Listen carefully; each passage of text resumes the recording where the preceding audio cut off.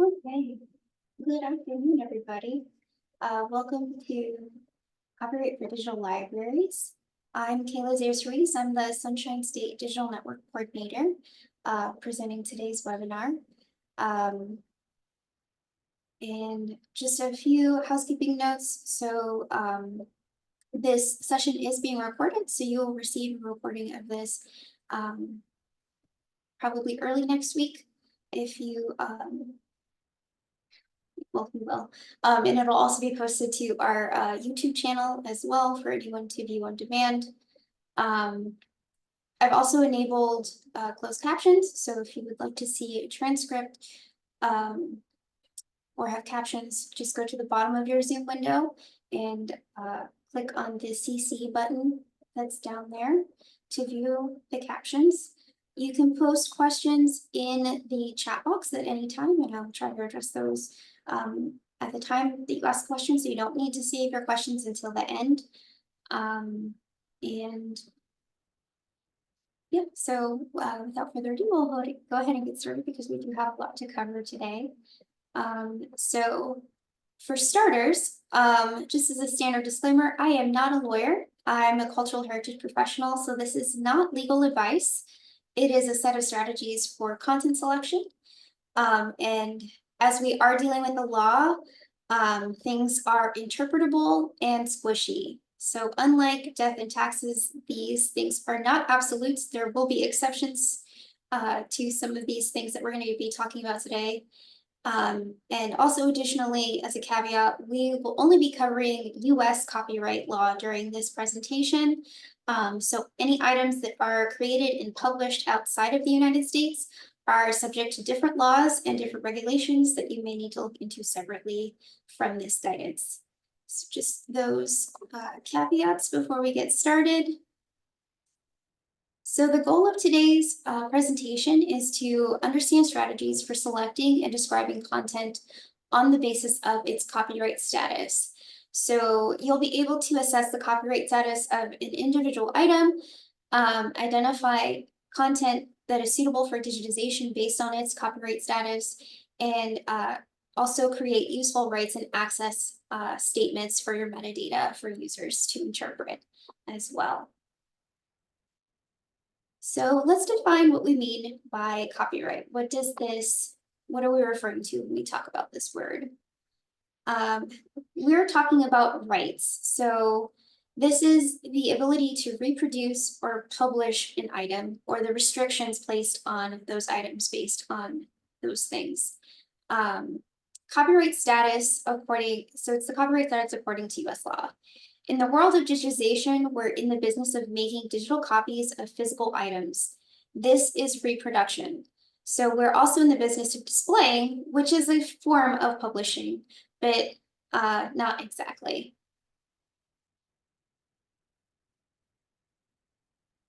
So in the history of copyright law, it's about balancing the protection of creators with the public interest in access.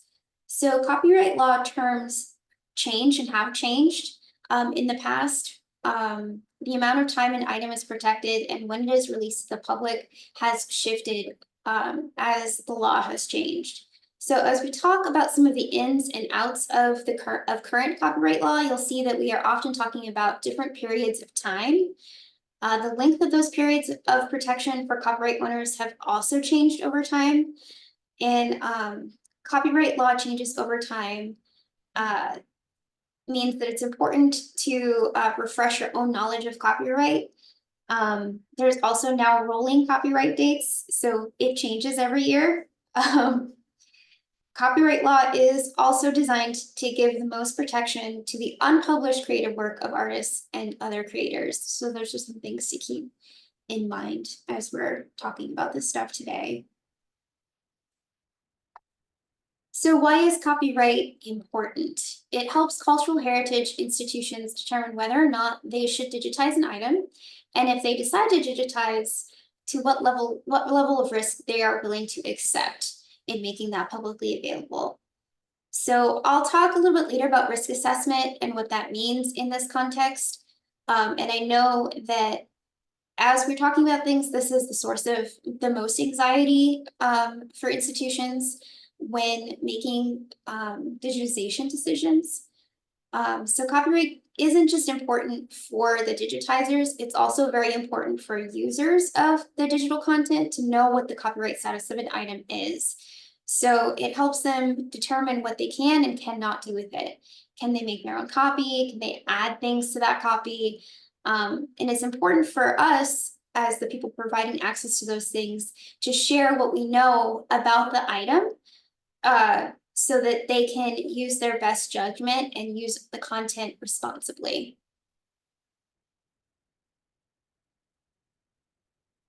So first things first, we're going to talk about how to evaluate your content as you're selecting items for digitization.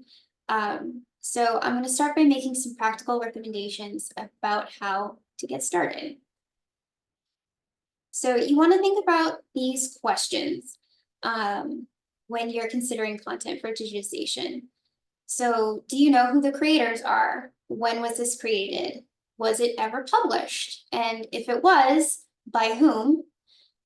Do you have any external information about copyright restrictions, like a deed of gift? And is there a way for you to contact the donor or the creator of the item to see if any restrictions apply? And there's an asterisk here under published because there's a very specific definition of what published means in copyright law. And it specifically means that, actually, I'll define that on a different slide. But there is an asterisk here because it does mean something really specific when we're talking about copyright. So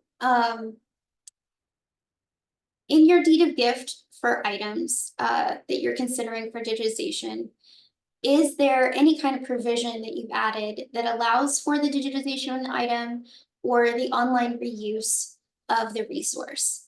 If it does not, if your current deed of gift form does not have something about this, it's probably a good idea to update that and add that as a part of it. I know many of us have collections that we've inherited. We might not have a deed of gift at all for some things, or our deed of gift might have been created before digitization was a concept. And so it doesn't include any kind of stipulations for that.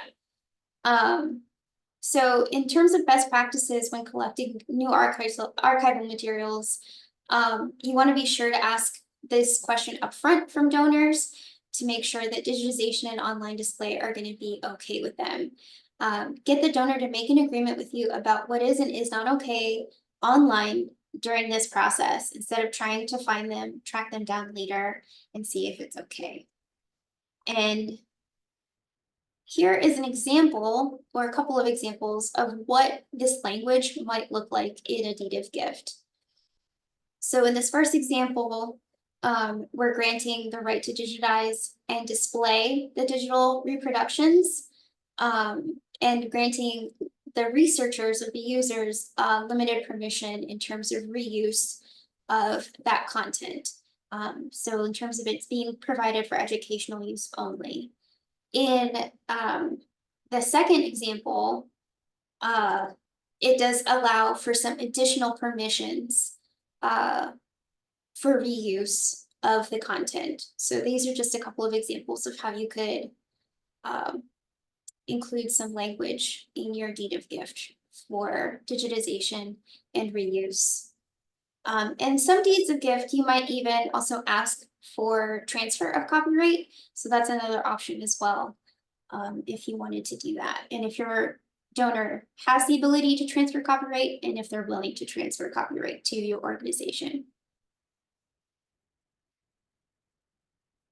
So as you begin your content selection for digitization, you want to start by identifying the lowest hanging fruit, which would be content that's in the public domain. And so what is the public domain? When the intellectual property rights of the work have either expired, been forfeited, or are inapplicable for some reason, or when copyright law does not apply to a particular type of work. And we're going to talk about all of these different cases today.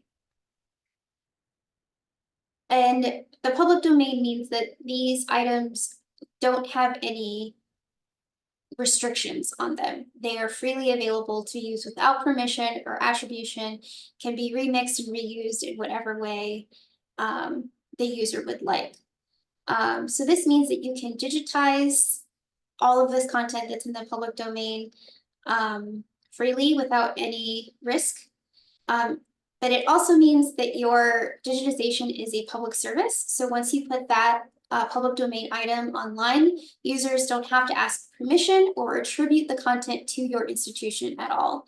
It's considered a good practice to attribute public domain materials, but it is not a requirement of the law for that. So users can do what they want with what you've put online.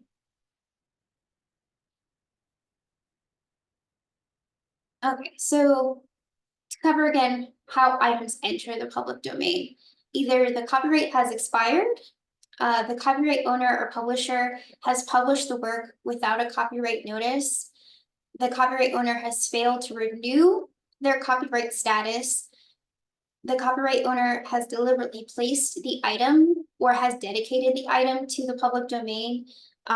The most modern way of doing this is by adding a Creative Commons zero dedication, which means there's no copyright stipulations on the item.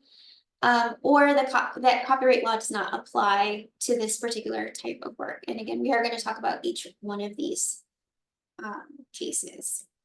So the first instance would be when the copyright has expired. And again, this is where we're going to get into those periods of time. So any item that is published in or before 1928 are now in the public domain. So starting in 2019, the way that items enter the public domain has started on a rolling basis. So it was stagnant for a long time until 2019. There was a year, and anything after that had copyright protections based on a certain set of circumstances. Now we have a rolling date. So next year, this will be 1929. So anything published in or before 1929 will enter the public domain. So that is a nice change to copyright law that was put into place in 2019 as those rolling dates.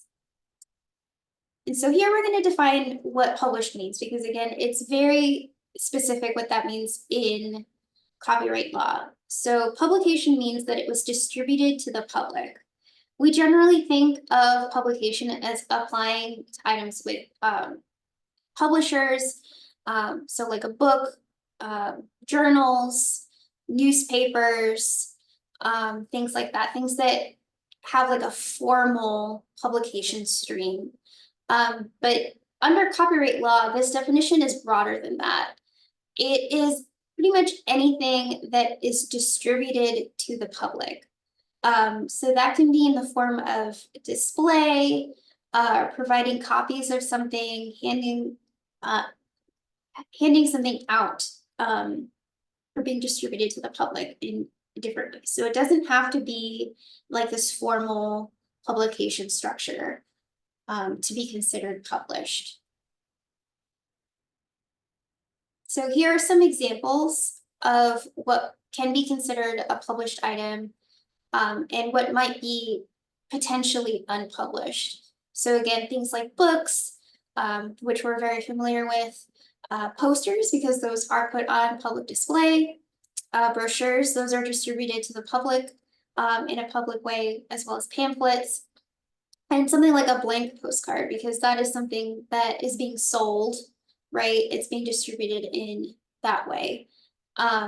Things that would fall under unpublished are things like correspondence, a lot of like personal photographs or things like that that aren't like put into some kind of formally distributed format. And then postcards with writing. So postcards kind of have like a double-edged sword here, right? So like when you have a postcard, it might have multiple levels of copyright.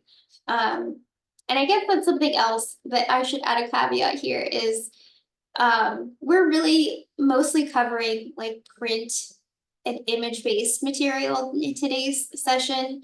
Things like music and film have additional layers of copyright protections that do make that a little more complex to assess.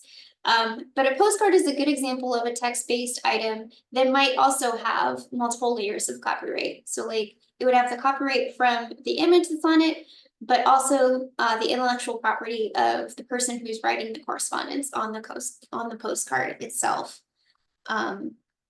So something might fall under both categories.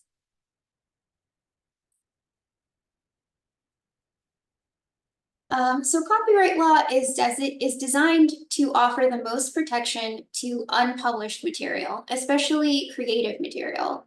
So looking at the top row of this chart in particular, unpublished materials like correspondence gets a longer term of protection. It's the life of the author plus 70 years. That means that you add 70 years to the year that the creator passed away, and only then does the item fall into the public domain. And so again, this is when that question that we asked at the beginning of, do you know who created it, is going to be really important, because knowing their death date is going to be an important aspect of determining whether or not the item is in the public domain and is free of copyright restrictions.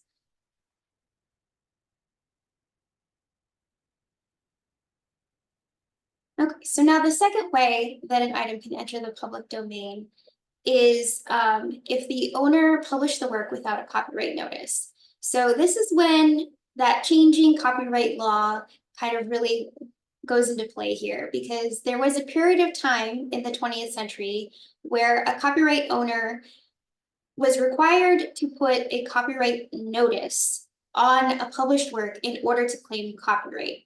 If there was not a notice on the item, that item was automatically not protected. And there are some nuances here depending on the type of material as well. But the key window of time here is 1929 to 1977. So again, this is going to be rolling too, because next year, 1929 items are going to enter the public domain.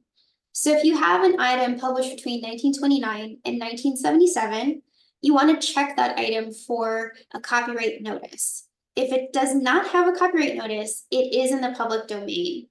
And as a note, copyright notices generally have the word copyright or the copyright symbol followed by the name of the rights holder. It might also say something like rights, all rights reserved, or something like that kind of language that denotes that someone is claiming rights to that publication.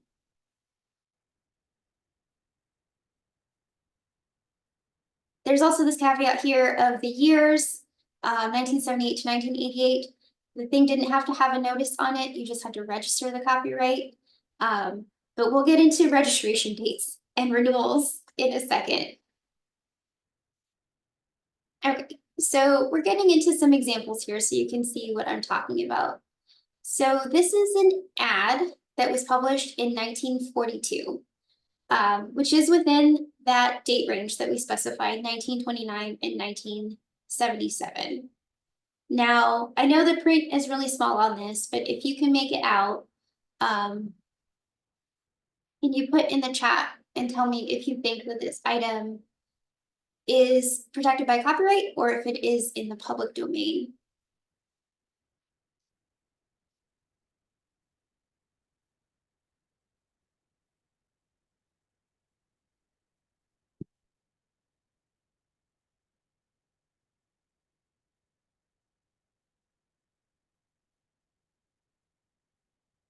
Go ahead and put that in the chat.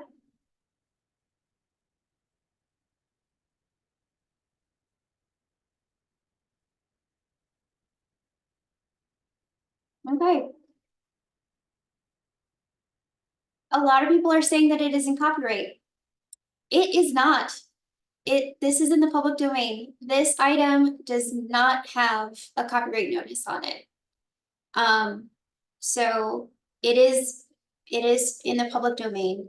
So this text that's on this item is just talking about the product that they're selling.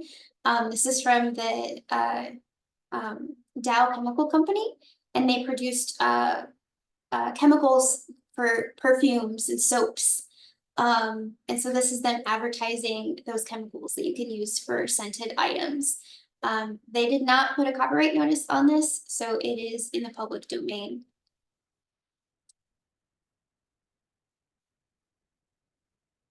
So see, y'all are being real conservative, but that one would be good to go. So the third way that an item can enter the public domain is through fail to renew or fail to register their copyright. And so this is for items published between 1929 and 1963. Copyright renewal requirements did trip up a lot of copyright owners before current copyright law did away with the renewal requirements. So failure to renew caused many works that were originally published in this time period to enter the public domain. You can pursue items, so if you have items that are published in this time, you can go ahead and pursue that and look into the renewal logs to see if these items were renewed or not.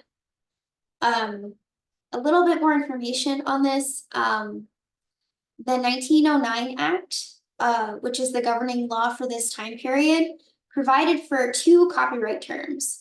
So one copyright term was 28 years. That was the initial term. After 28 years, you had to renew. The copyright owner did not get the second term unless he or she filed a renewal application with the Copyright Office. If the renewal application wasn't filed on time before the 28th year expired, the work entered the public domain. In 1976, with the 1976 Copyright Act, Congress added 19 years to the renewal term. So it went from 28 years to 47 years. So when you renewed, you got an additional 47 years. So that made for a total copyright protection term of 75 years. Copyrighted items that were already in their renewal term were automatically grandfathered into the extra 19 years. Copyrights items that were within their initial 28-year term on December 31st, 1977, got the 47-year renewal term as long as the copyrights were due within their 28th year.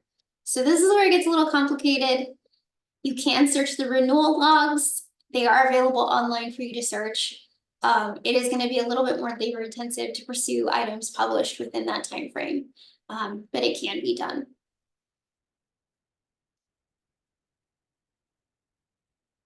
Okay, so the fourth way that a work can enter the public domain is if the copyright holder has dedicated or granted access to the public domain through a Creative Commons license. That means that they've waived their claim to copyright. And a copyright holder can choose to do so at any point while the item is under copyright by publishing the item with a CC0 license from Creative Commons. And we will talk about licenses later in the presentation as well. But this is an example here of an item that has a CC0 license. It's right here. That arrow is a little over, too far over, but you can see here public domain CC0 on this picture of a cat on Flickr. And on photo sharing sites, it's really common to see people waive their copyright protection on items because they make it easy to add these licenses to items. But you'll see that on a lot of more recently published items. Okay. And then the last way that items can enter the public domain is if copyright law does not apply to that item, like it's not eligible for copyright protections from its creation date. And we'll talk about what some of those things are. So these are things like federal government documents.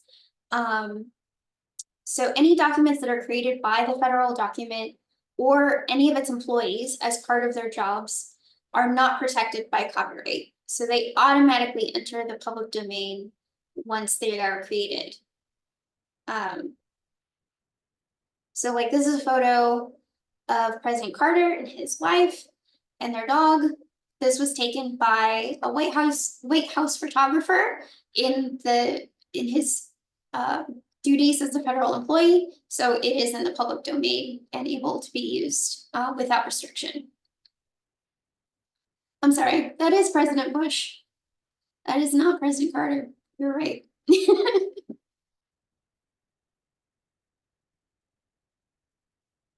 Okay. And this can also apply to state documents. In the state of Florida, things do go into the public domain. This also includes any municipal records or county records. So basically any kind of government entity in the state of Florida that creates something would fall into the public domain. If you have records from other states that might look different, but in the state of Florida, this also applies. So you can keep that in mind as well if you have any of that kind of stuff in your collections. When it comes to state entities like universities, that can be different. So talk to your legal counsel about that. But any kind of government entity, this would apply to.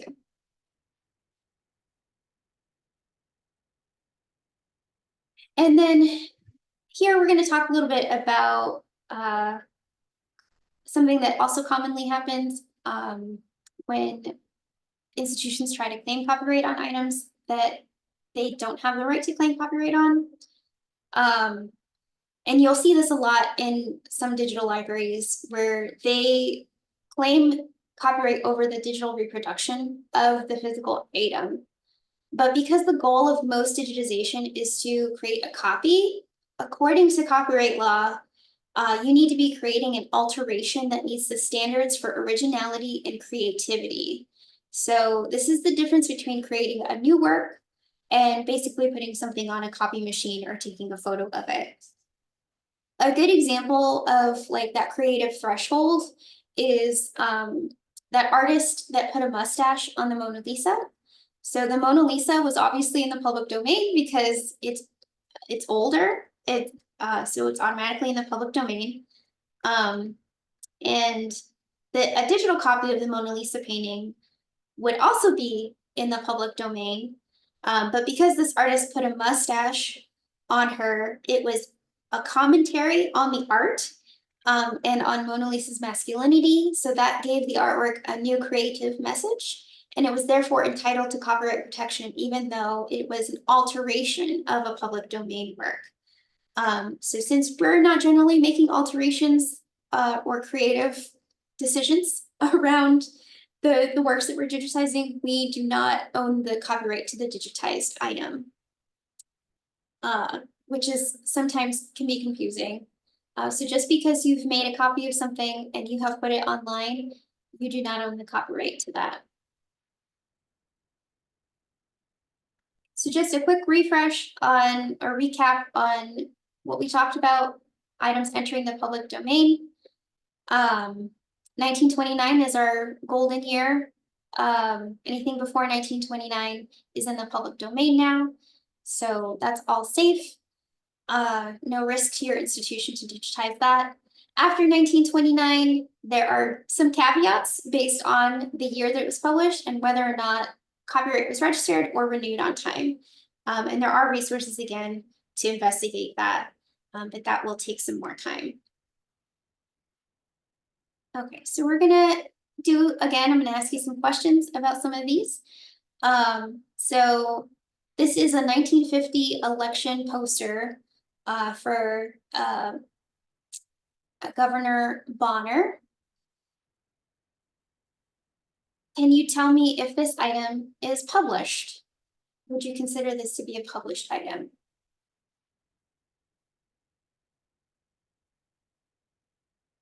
And you can put that in the chat box.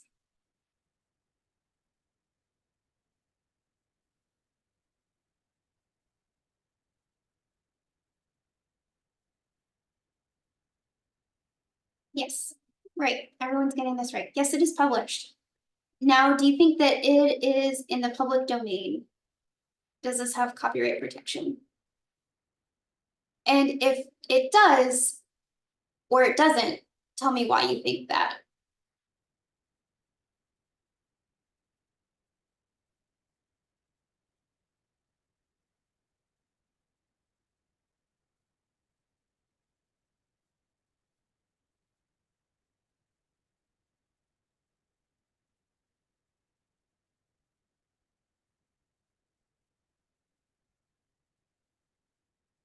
Okay, so this is actually not created by a government entity.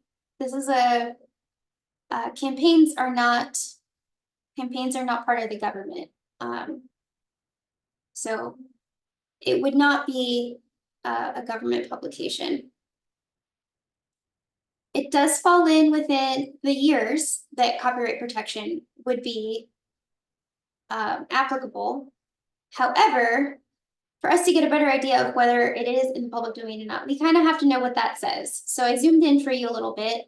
This is basically just a campaign statement saying who paid for this poster to be published, to be produced, but it is not a copyright notice. So we're within that term where a copyright notice had to be visible and on the actual item. So it is in the public domain, but not because it's a government publication. It's in the public domain because they did not put a rights claim on the item. So, okay, here's our second scenario. This is a letter from 1833. So this is correspondence. So there's a question in the chat real quick about the previous item. Would a seat on the back work? So the stipulations for claiming copyright is it has to be like visible to like someone who's looking for it. So I feel like because it's a poster and it would be generally hung on something, I don't think on the back would be sufficient because somebody wouldn't be looking at the back of the poster. But again, that's squishy, it's up to interpretation. I feel like for a poster, that would need to be on the front.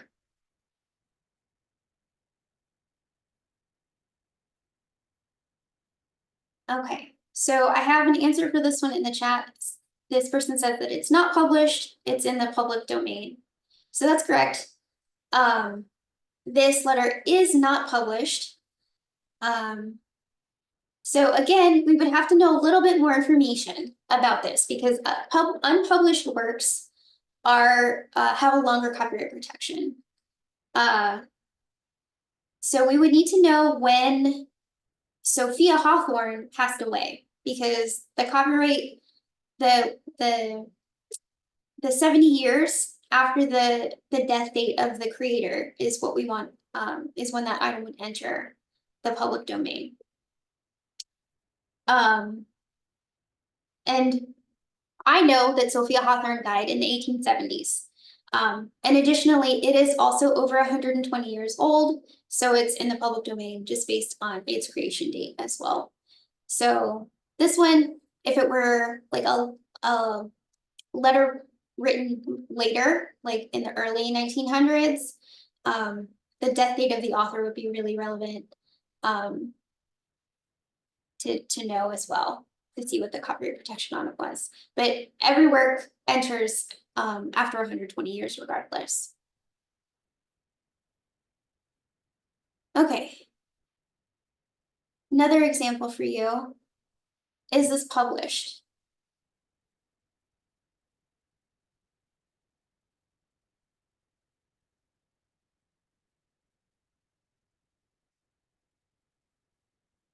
Yes, this is published.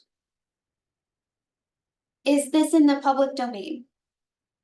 And why?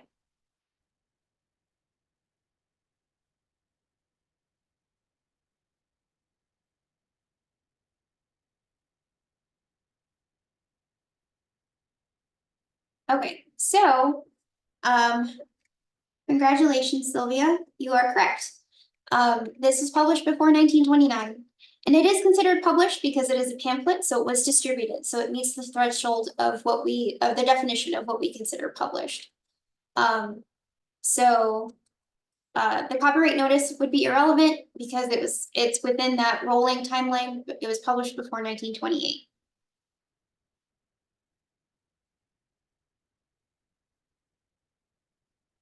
Okay, I have a couple more examples for you.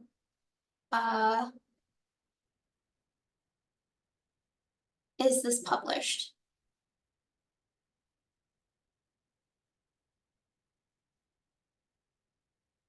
And is it in the public domain? And why?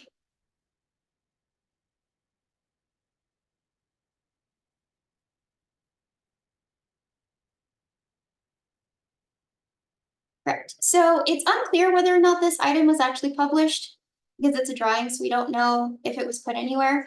But because this was created by a federal employee under his employment, it is in the public domain because it is a federal government publication or item.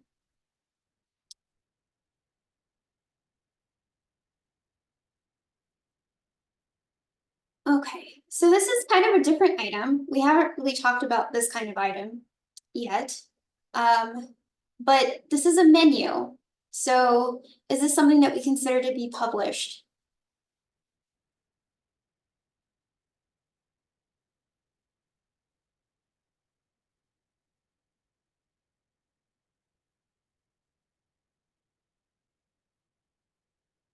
Yep, Elizabeth is correct. This would be considered published because it was distributed widely to any passenger that was on this rail system. So this would fall under the copyright law's definition of publication. So this was published in 1964, which is in that date range of 1929 and 1977. Do we feel like this is protected by copyright?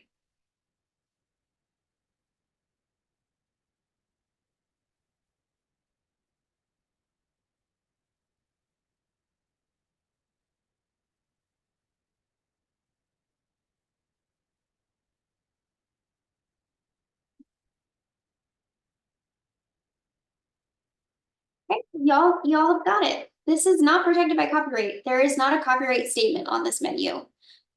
So it is in the public domain. So good job. You guys got it.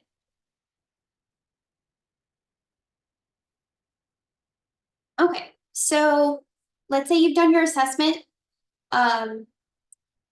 You've looked at some of your collections.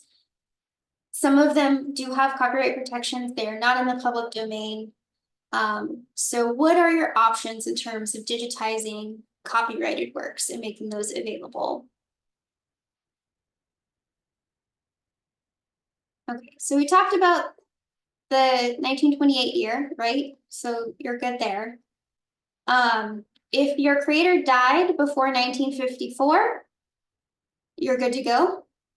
If you don't know who the creator was or you don't know when they died, if the item was created before 1904, you're also good to go.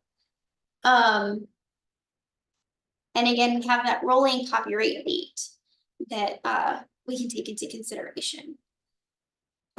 So just make sure it doesn't fall under any of these stipulations.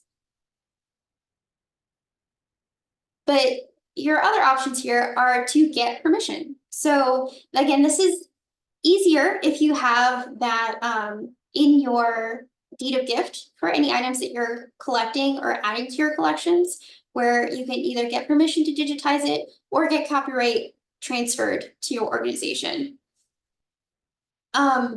It's also easier if the creator is still alive to get permission, but that's not always an option either. So we have some options here in terms of providing these items as for educational use, right?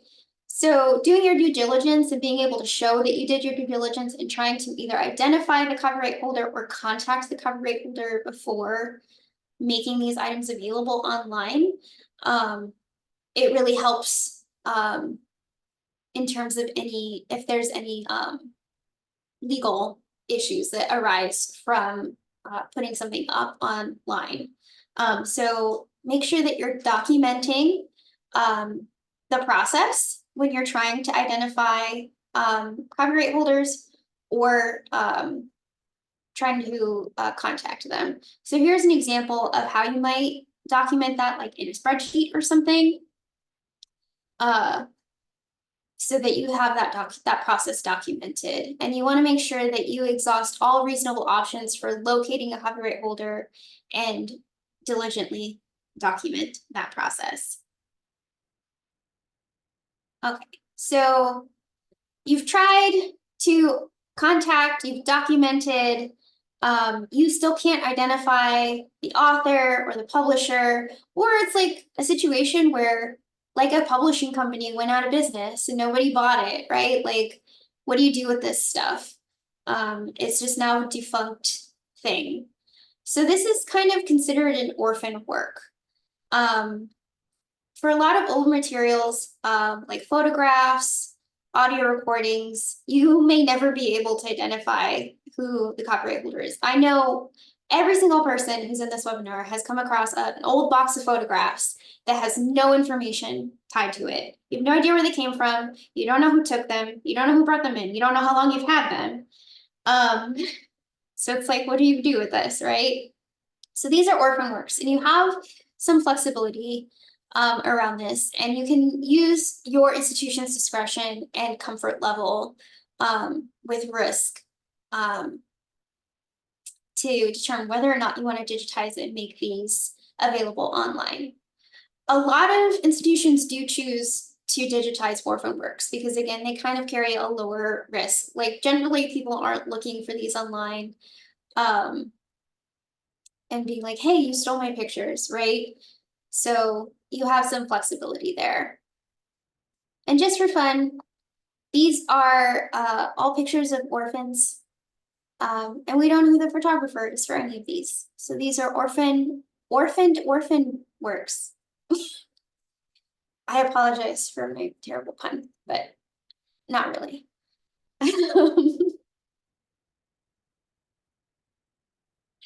So another option here is fair use, right? So libraries and other cultural heritage organizations have fair use cases that they can make when making these items available online. So you really want to emphasize that in your guidelines and include that in like your risk assessment when making selection decisions. So this is a chart that kind of helps you determine if something would be considered fair use. So are you using it for nonprofit or transformative purposes? So again, like that Mona Lisa mustache, that was transformative, right? But that was also based on a public domain work. But generally, we're doing this not for profit. For most of us, we're not charging for access to this content. We're just making it available for educational use. Sometimes if it's like a small amount, so like if you have a book that is within its copyright copyright protection period, but it has like some marginalia or something that you want to highlight, and so you only digitize the pages that have that marginalia and you're not digitizing the entire item, that can also be considered fair use. And also if it doesn't hurt the market value of the original item. So are you infringing on the person who created that item to their ability to commercialize on it, right?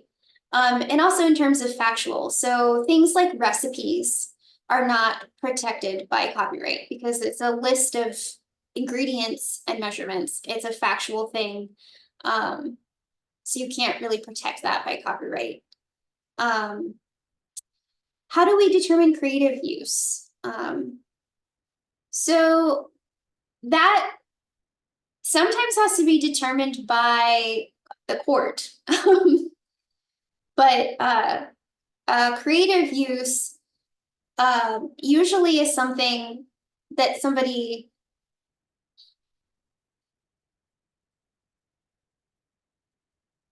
like a cookbook, for example. So we talked about how recipes are not protected by copyright, right? So recipe itself can't be copyright protected, but a cookbook can. And the cookbook can be protected by copyright because it has some creative aspects to it, right? So you're taking photos of the item, you're making decisions about typesetting and layout and things like that. So like the actual recipe is not copyrightable, but the cookbook itself is. Does that make sense? In terms of you're making some creative decisions and presenting that content. Okay, perfect.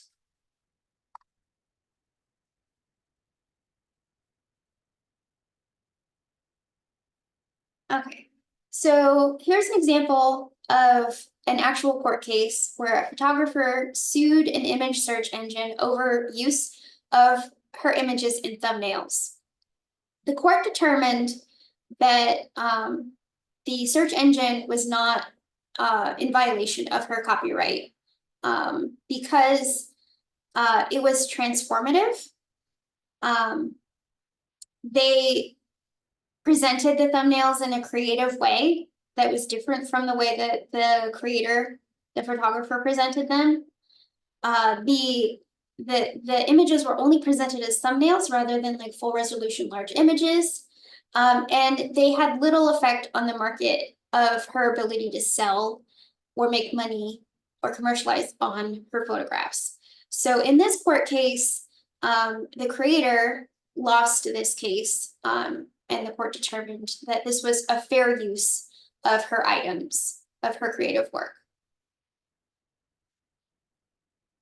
Another example that we're more familiar with is that libraries that provided Google with books to scan were protected by fair use when they used the digital scans for three purposes: for preservation, for a full text search engine, and for electronic access for disabled patrons. So these uses are considered transformative. And I feel like in our case, when we're talking about special collections in particular, preservation is a big one for us. So like we might have media that's falling apart or becoming obsolete. And so we digitize that in order to preserve the content of the item, right? So like if you have VHS tapes that like the magnetic tape is like disintegrating, it's falling apart. The content on those tapes might still be copyright protected, but you're transforming the medium for the purpose of preserving the content itself. You don't necessarily need to make that fully accessible online, but you've transformed the work and you've changed it. So that is protected, that is considered fair use. If you're providing it for accessibility reasons, that's another fair use case to be made. So those are some examples where you might digitize something that is still protected, but the reasons that you're doing it isn't necessarily for making it fully available.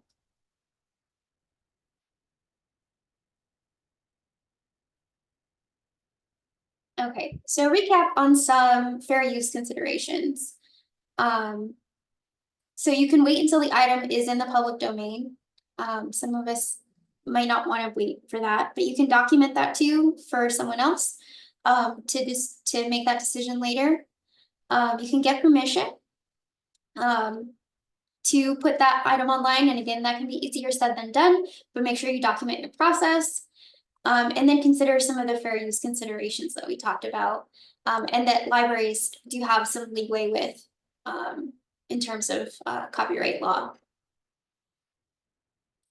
And then know your institution's risk comfort level.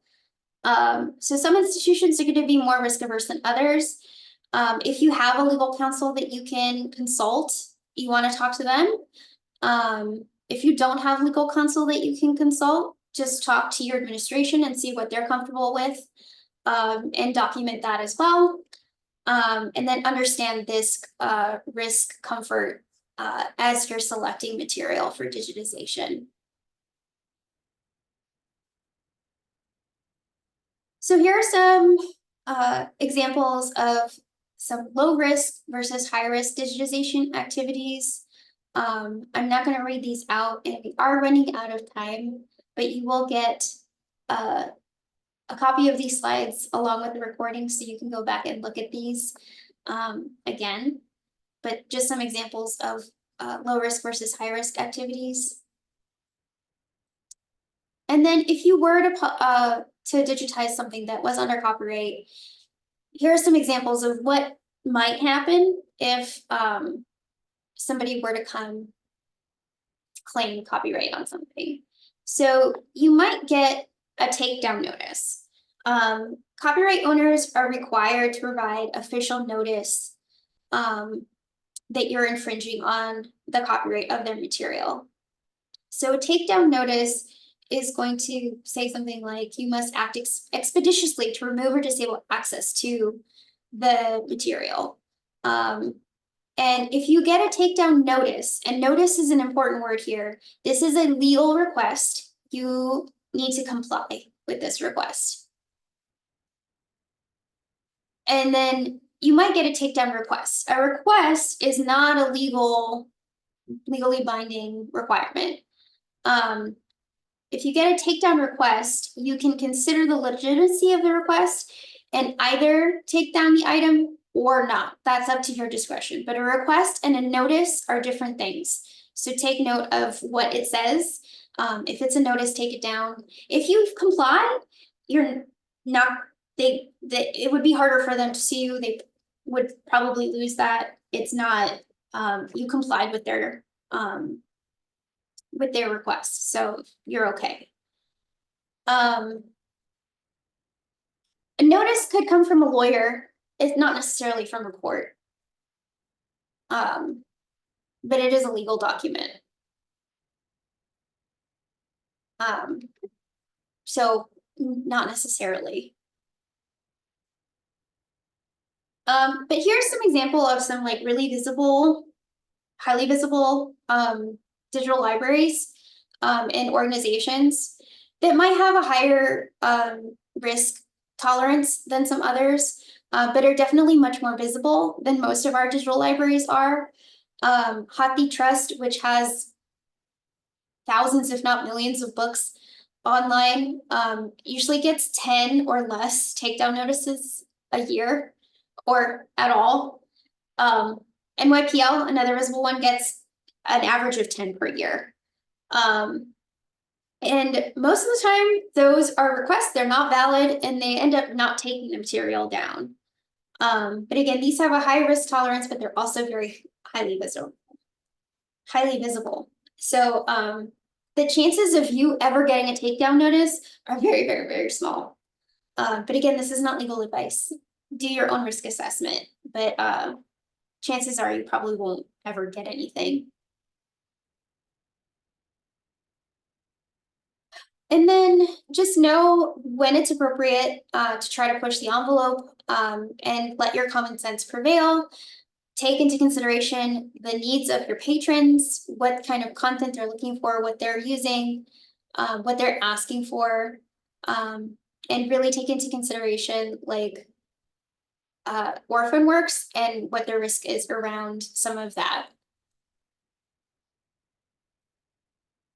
So think through the likely sources of pushback as well. So if you have lots of images of public figures or things that might get like a lot of high visibility, also just take that into consideration in your selection process as well. Be mindful of privacy issues too. These are different from copyright issues, but might go hand in hand in terms of your selection process and the questions that you ask in your selection process. So think about pictures of families, pictures of children, information that some people might not want on the internet. And then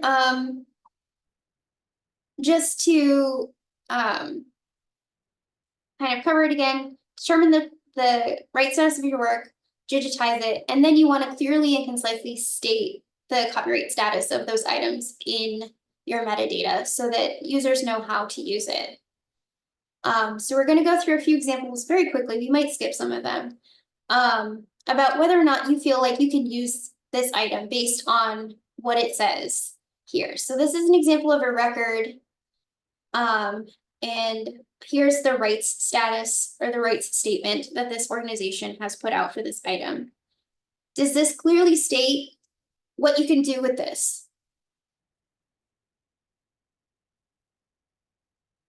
No, it does not. So this provides contact information, but I have no idea whether or not this item is in the public domain, if I can reuse it, what I can do with it. So it's not clear, it's not helpful. Here's another one. Is this clear?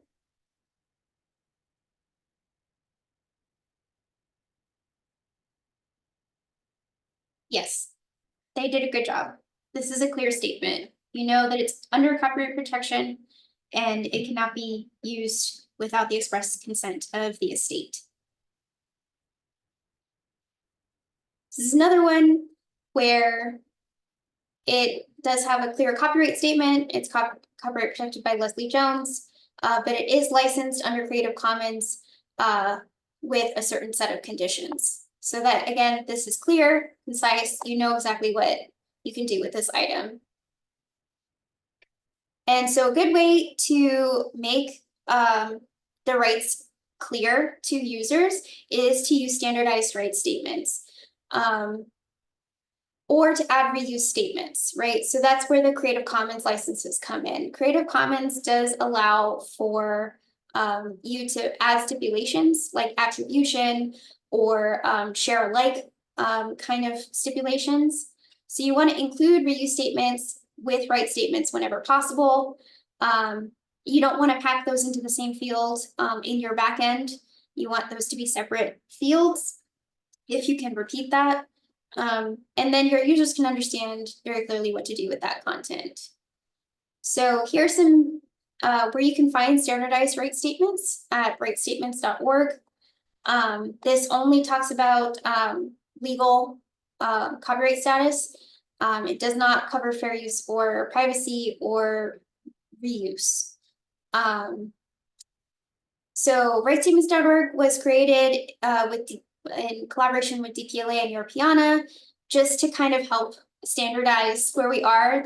There were 26,000 unique rights statements in a sample of 1.3 records, which is a wide variation. It can make it difficult to navigate for users. We won't go through all of these, but this is a really long one. This is also an example of someone claiming copyright on something that they don't have copyright on because it was created in 1892. Cannot have copyright on it. This is in the public domain. This is another one, wildly different statement than the one that we just looked at. That's not even a right statement. This is provenance information. Another one has copyright, has some extra information, but isn't standardized. Nice and clear and concise. This one is a standard statement and it has a nice little symbol that helps you determine really quickly. These are the 12 right statements that are available on rightstatements.org that you can apply to your items. These are the 6 most common ones that you'll probably use if you're applying these standardized statements. And then this is the information that users get when they click on the URI for the standardized statement. So Creative Commons, again, this is a license. So this can only be applied to items that you've created or that you've been given copyright permissions to, like if the copyright's been transferred to you. So you can't apply these to things that you don't have express permission to do that. And again, this is going to be granting certain permissions and allow for stipulations on reuse. and they're standardized. So again, you'll see these on a lot of more modern items. Sorry, I feel like we're going through this really fast, but we are out of time. I had some more examples here, but we won't go through those. Quick recap on what we covered today. And then that is it. So does anyone have any additional questions that I didn't get to?